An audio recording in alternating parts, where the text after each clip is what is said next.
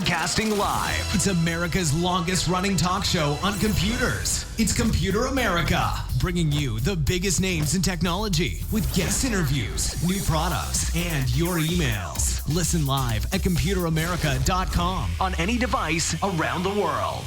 Email the show at live@computeramerica.com or find us on social media.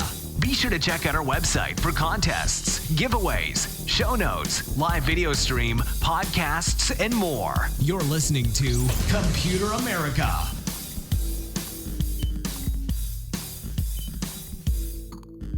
Hello and welcome everyone into the Computer America Show. We are the nation's longest running, nationally syndicated radio talk show on computers and technology turned podcast. Everyone, welcome into the program. I hope that you've been doing well and you are ready for today's show because you may have guessed it, it is Friday. It is a crazy week, but this is going to be a fun Friday where we bring on the venerable Mr. Ralph Bond. He joins us. He is our science and tech trends correspondent, and we have a number of great stories for you that are going to hopefully leave you feeling good because, there's robots, but at least these robots don't blow things up. Unless they're intended to. Everyone, these stories are going to be great. ComputerAmerica.com, that's where you'll find everything, including the show notes. It will have links, it will have articles, it will have research papers, it will have anything and everything that we talk about. You can find it in one simple place. You can see right there, we even have a section for Ralph Bond completely dedicated to his segments, and all of them are there, and they're all great. So, with that being said, follow us on social media, and let's go ahead and get started with Ralph Bond. He is our science and tech trends correspondent, as we said before, and he covers all kinds of things. We'll get more into that in just a moment. Ralph, welcome back onto the program. How have you been? I'm doing okay, and as we were discussing before the show, I'm recovering from a kitchen flood. I have a tip for everybody. If you have a refrigerator that has a water and ice dispenser built in, and has, as a result, a water line, little tube going up into that refrigerator, please check it.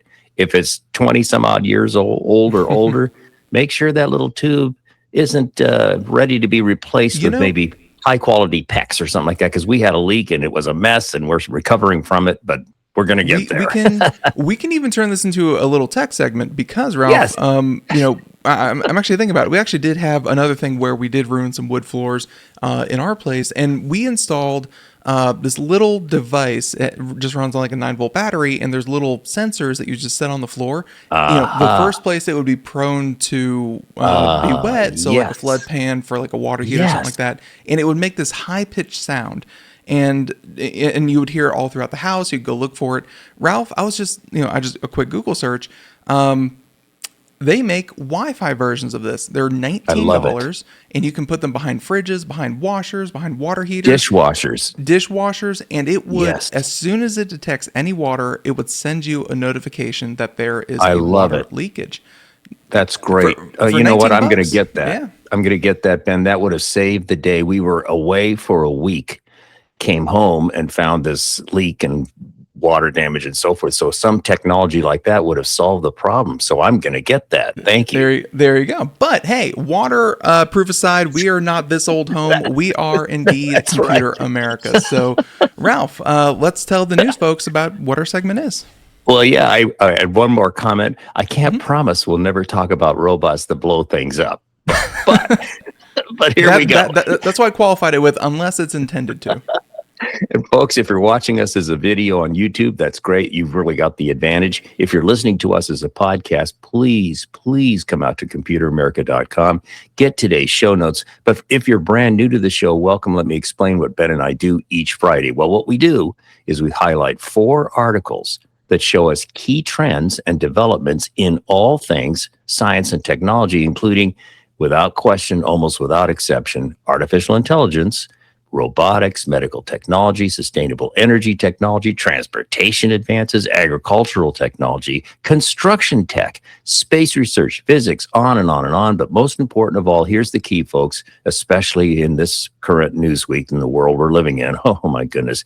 We're going to give you hope for a better future thanks to amazing breakthroughs happening every single day in the world of science and technology. Absolutely. And I can't think of a better one to start with when it comes to this is for everyone else other than myself around me. A way to improve your driving, because they're all awful and it's not my fault. Yeah, it's this has to do with an extra set of eyes, which I think everyone could definitely need. Well, let's face it, driving is dangerous and driving can get better. So hey, maybe story number 1 leads to that. Yeah, it could be. This comes from Rice University, their website, their announcement. And the headline here is Extra Set of Eyes for Self-Driving Cars. And then the subhead is Roadside Radar Sensors Could Reduce Blind Spots. This is a really interesting story. We've all seen these autonomous taxis, or at least I have. What is it, Waymo, where they're going around and they have the little things whirling on the top of the car and all kinds of cameras and stuff like that to track what's going on. What we're going to be talking about is a technology that's been developed by Rice University researchers that would help the self-driving cars better see everything. So let's get into this story. It's really very, very cool. Researchers at Rice University in Houston, Texas, have developed a small roadside radar sensor called Eye, like your eye, EYEDAR. So it's like LiDAR, but EyeDAR. Very cute. To help self-driving cars detect hazards they might otherwise miss. And the sensor, it's about the size of an orange, can be installed on streetlights, traffic signals, or intersections to act as an additional set of eyes for autonomous vehicles. So it's a very clever solution. And as you can see if you're looking at the show notes, folks, you can see it is about the size of an orange and can be mounted on light poles, signal traffic light poles, you name it. Yeah, it very unobtrusive and looks, it would not look out of place than like a normal traffic camera or something like that. But exactly. Yeah, I guess it would connect to your car. Yeah, exactly. So current vehicle sensors like cameras and LiDAR struggle in conditions such as fog, rain, darkness, or when objects are hidden behind other vehicles. That's a problem, obviously.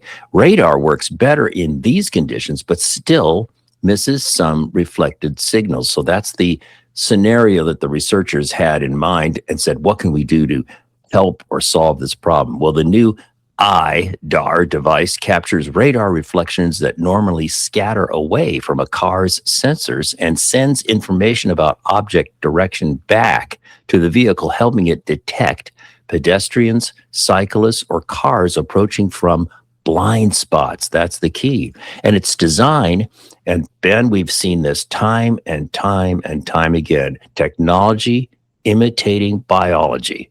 Its design mimics the human eye. A special lens focuses on incoming signals and an antenna array detects their direction. Now, in the show notes, sometimes I insert additional information that's not in the article. And when I do that, you come out and get the show notes at computeramerica.com. You'll see the inserts that I do are in colored blue text. So the blue text is a signal. This is not from the original article, but something I've added to help, I think, improve the information. So what this device does, it has traffic tracking. It continuously monitors nearby traffic and tracks moving objects using radar returns. It has an infrastructure to vehicle communication setup. It sends real-time hazard and traffic data directly to autonomous self-driving vehicles to supplement onboard perception.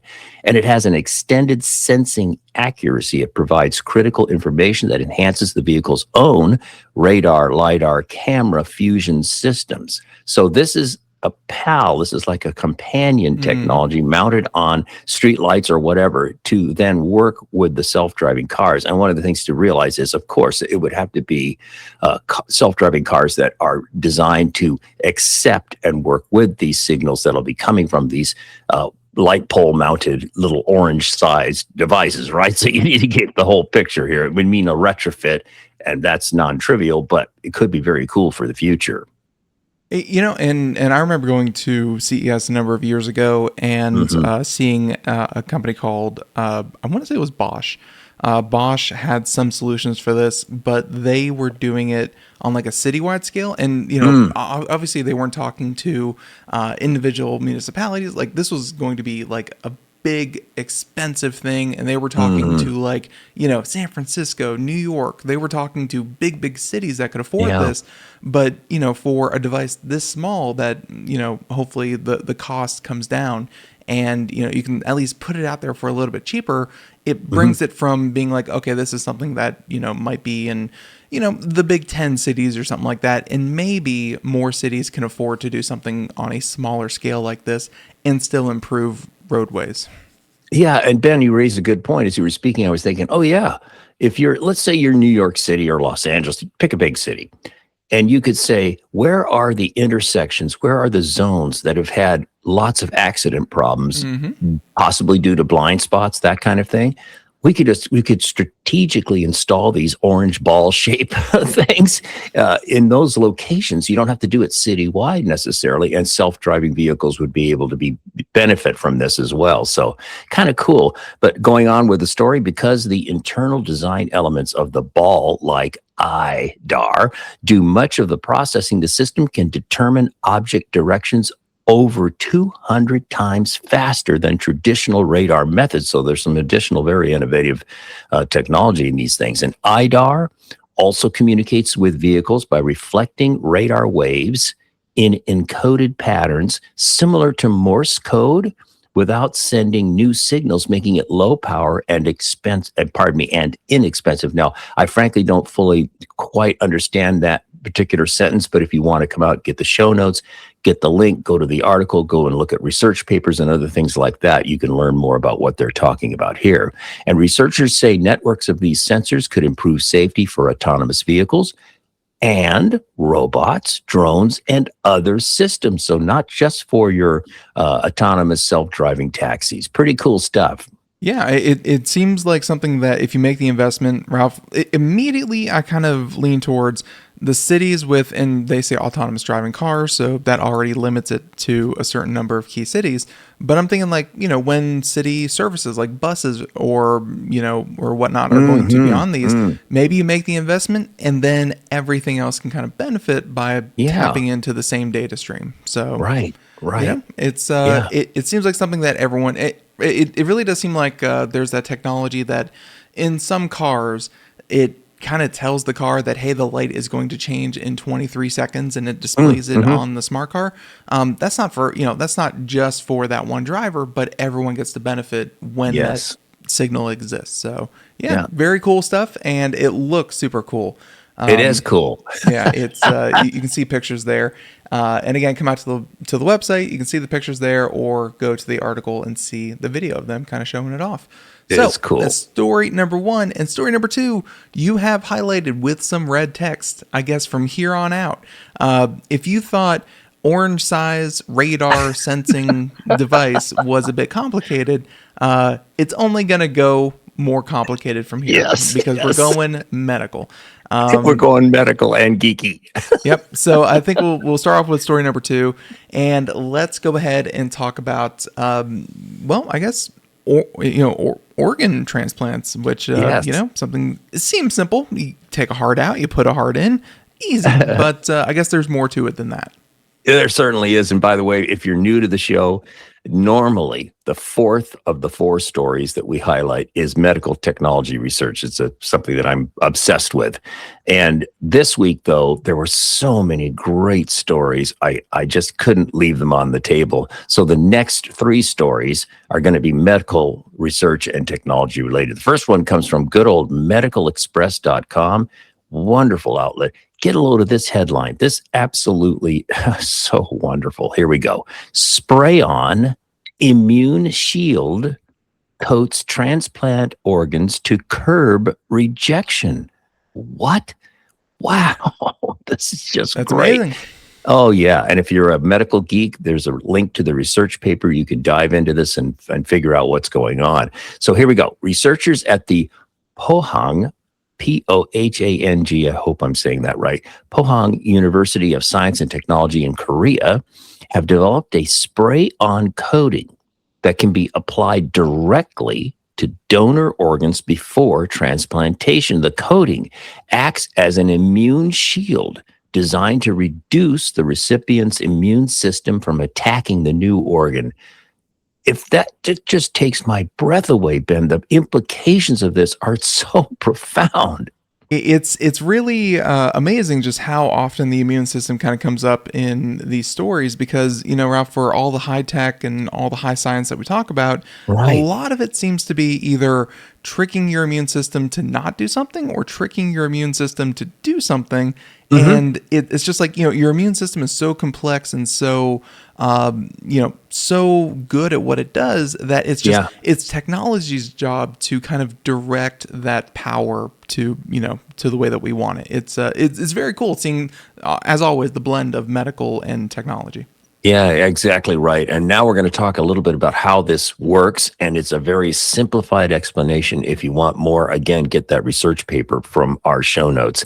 So how does this spray do its thing? Well, the spray contains microparticles loaded with immune modulating molecules. Once applied, these particles form a thin layer on the organ's surface.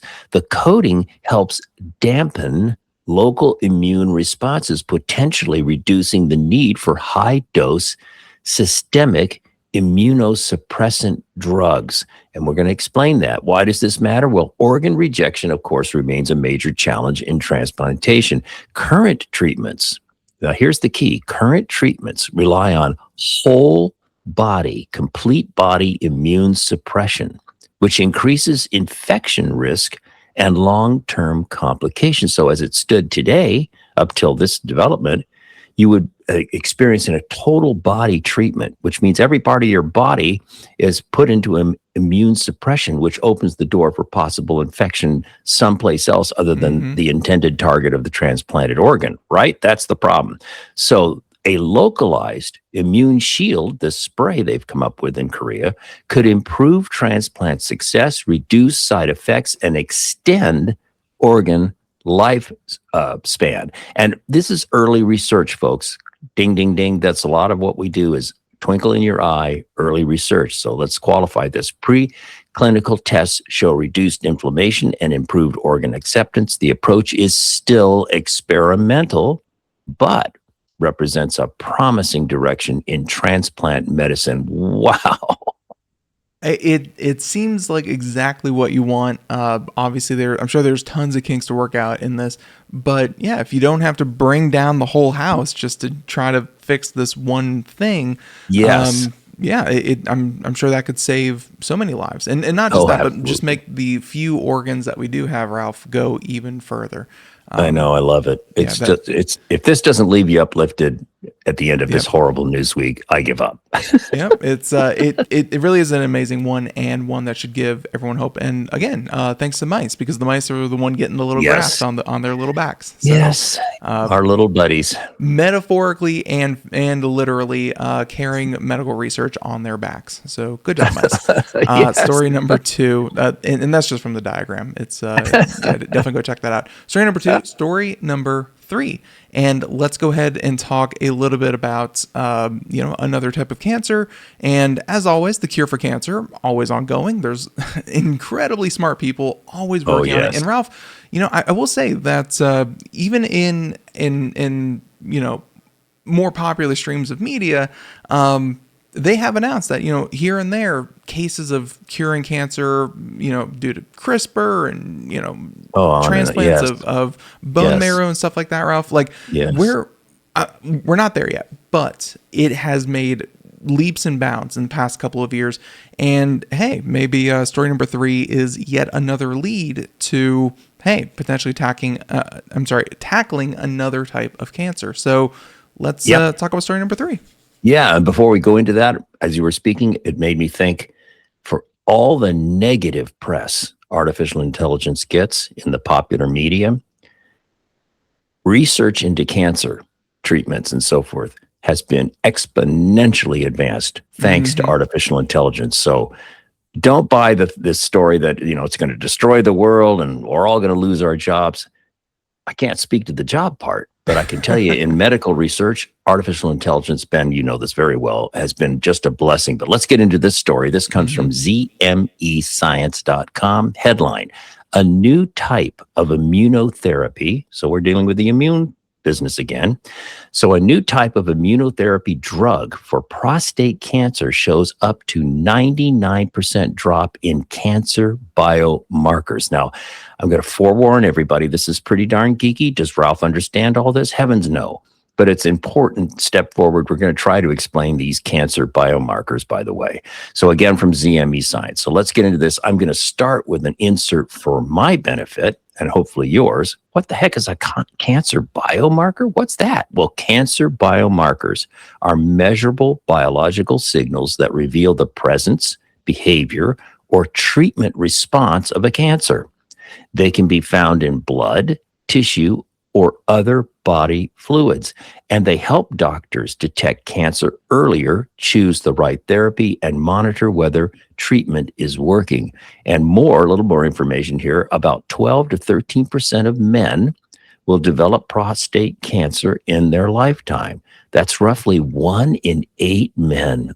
Scary, based on large U.S. population studies from the American Cancer Society and the CDC. So that's a little setup here, a little education. Let's get into the story now. Researchers at the Institute of Cancer Research in London and Royal Marsden National Health Service Foundation Trust, a major cancer hospital in the United Kingdom, are testing a new type of immunotherapy drug designed to help the immune system attack prostate cancer. Ben, this speaks exactly to what you were saying a moment ago about working with our immune system to either attack something or protect us.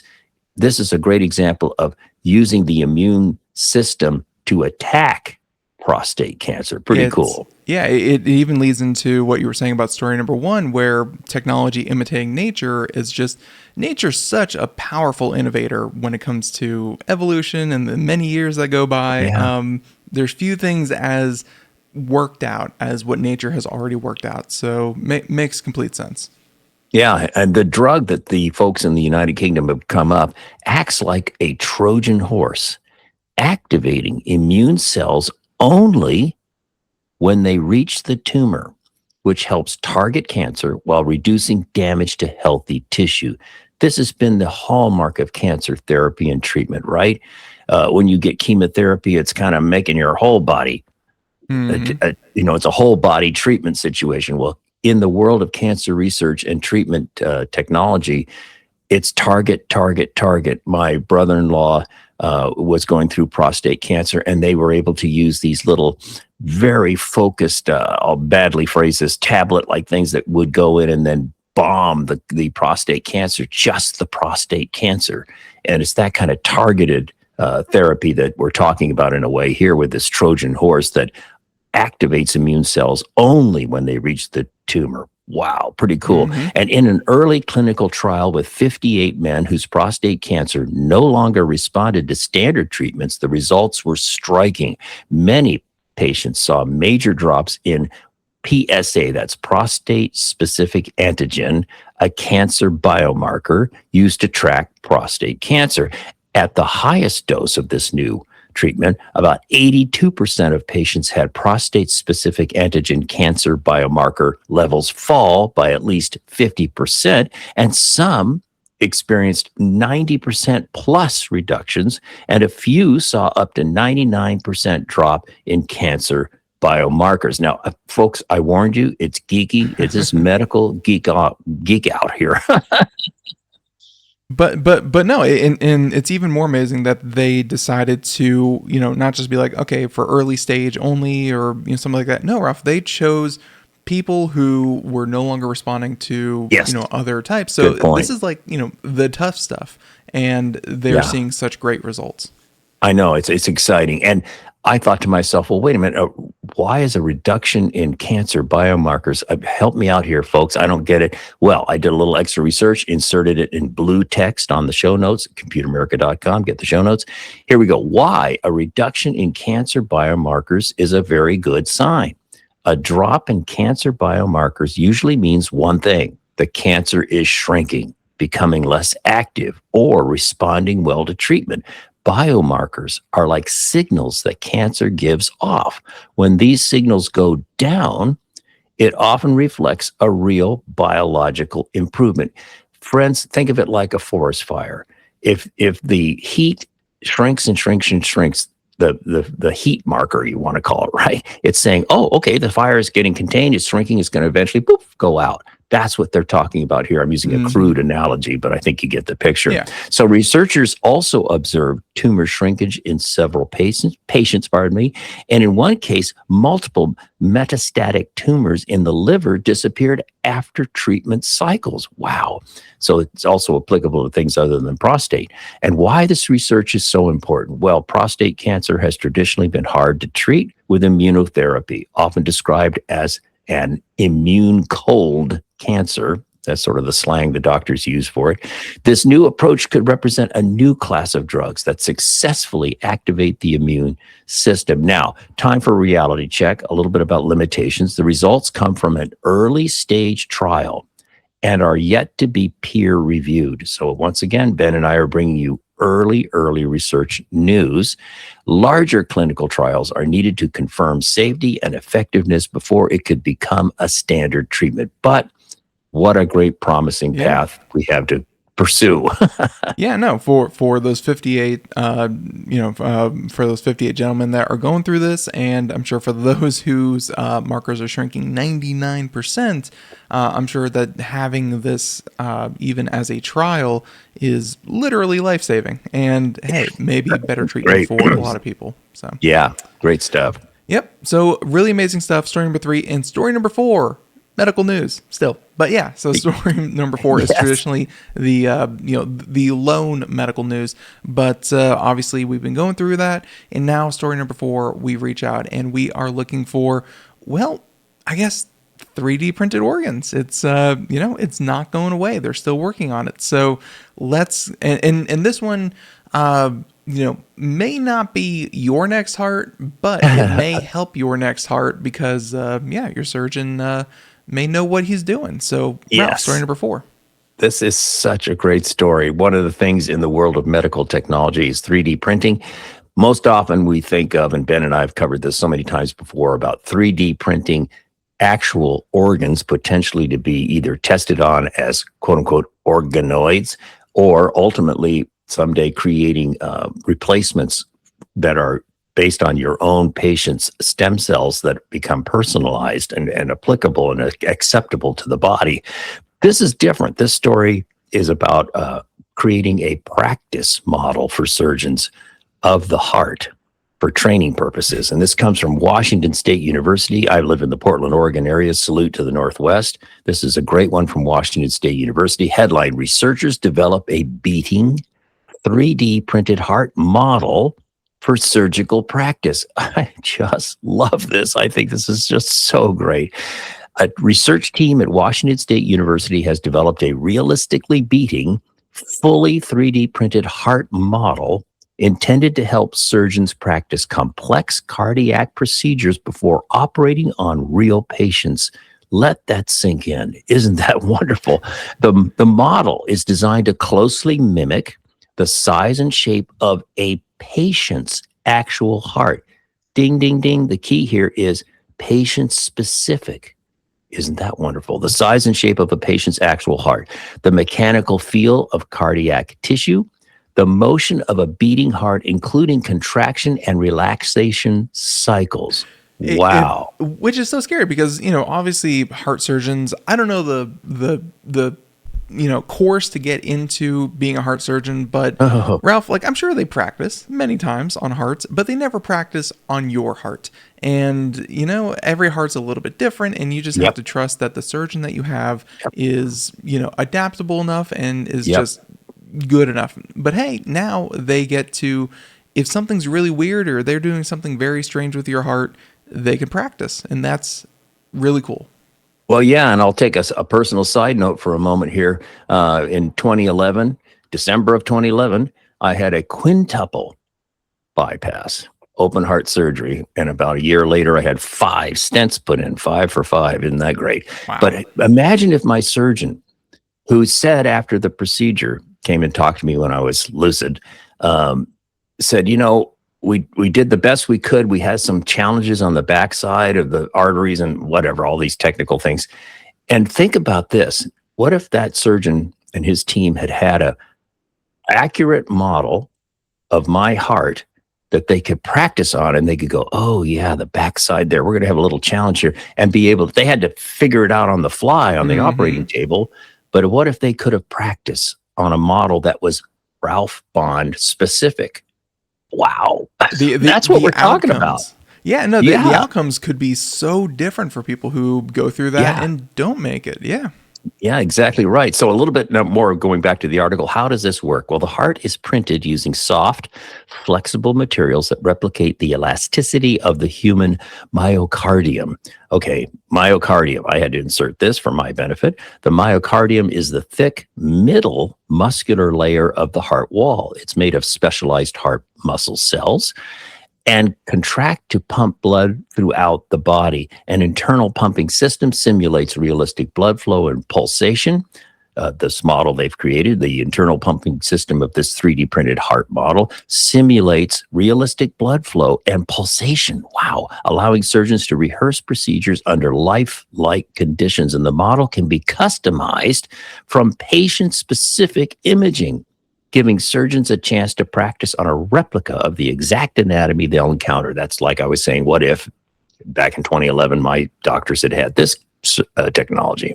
And why does this matter? Well, I think it's pretty obvious, but let's recount this. The technology aims to improve surgical precision, reduce complications, provide a safer training environment for new surgeons, allow rehearsal of rare and unusual complex cases. That would be my story.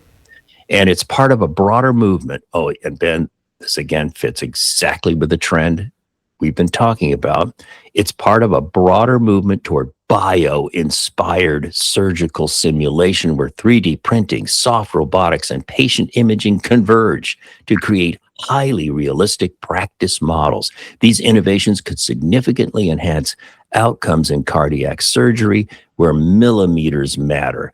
Ta-da! I love it. Yeah, no, it's again, just no two people are the same, but hey, they could get a dry run. It's like, oh, well, messed that one up. I guess in the future we know that, and your heart is all cut up, but the next person's heart's going to be a little bit better, for sure. No, they get to practice, and that's what you want. You want all information on the table. So very, very cool. And just seeing this heart, which looks more like I guess like lard or something. It doesn't look like a heart, but from the article, it's I'm sure very helpful for what they're trying to do. I think it does kind of look like a blob of what? I don't. Yeah, like lard or fat or something, but obviously it's 3D printed, and it's still. And hey, it's it may not be a future where you print an actual heart, but it's every little bit of research helps. So there you go. There you go. Story number 4. There you go. And if you are following along in the show notes over at Computer America, because by the time that you hear this, you will be able to find the show notes. Well, there's more. There's a lot more. This is only page, 8 out of 13?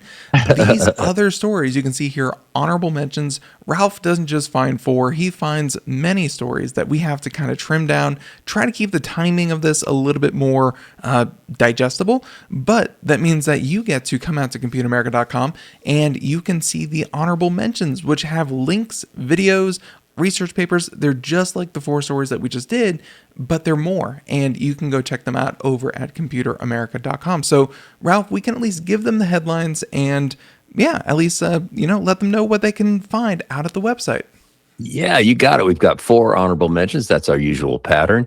The first one comes from newsmedical.net. Headline: Breakthrough laser technology enables deeper, more efficient bone surgery. Wow, that's a cool one. Check that as a medical one, of course. That's carries on with our medical. But now let's shift gears out of the world of medicine. The next one comes from tomorrowsworldtoday.com. This is a fun website, by the way. Headline: Hyundai's autonomous firefighting robot handles 1,400 degree plus temperatures. It's a big robot. Check it out. It's like a mini tank. It's reminiscent of a story that we did a couple of weeks ago. That's right. Where there was another firefighting drone. Yeah. Yeah, that was a swarm technology. A bunch of little robots. Take this one that's in the picture in the show notes and shrink it down to the size of, I don't know, like a Tonka Tonka truck toy. Yes. I can say it. Okay, so the next one, our next honorable mention comes from The Cool Down, which is on MSN.com. Scientists discovered a way to create 3D printed wood. And the breakthrough could change how hundreds of products get made. Isn't 3D printing wood? Wow. I mean, the image alone is really interesting from this article. Check that out. Our last honorable mention for this week comes from good old interestingengineering.com. Headline, new micro robot swarms. Well, there you go. There's the topic of micro robot or robot swarms. New micro robot swarms use whirlpools to lift objects 45,000 times heavier than themselves. And subhead here is, research has demonstrated that magnetic micro-robot swarms can manipulate objects much larger than themselves by generating powerful fluidic forces. So check that out. And yeah, really the possibilities are really endless with that one. So Yep. Ralph, I want to thank you so much for bringing these stories to our attention, and everyone out there, I want to thank you so much for tuning in and listening to us talk about these stories. If you have ideas for other stories, please feel free to reach out. And as always, thank you for tuning in to Computer America. Ralph, thank you for putting this together, and you can hear Ralph every Friday where he comes with new stories and really just, highlights that technology is not going to ruin everything. Well, maybe, but it'll also make other things better as well. It's always going to be fun. Ralph, thank you so much. And everyone out there, thank you for tuning in. Have a great weekend. Do something fun. We'll catch you next time. Until then, have a great one. Bye, everyone.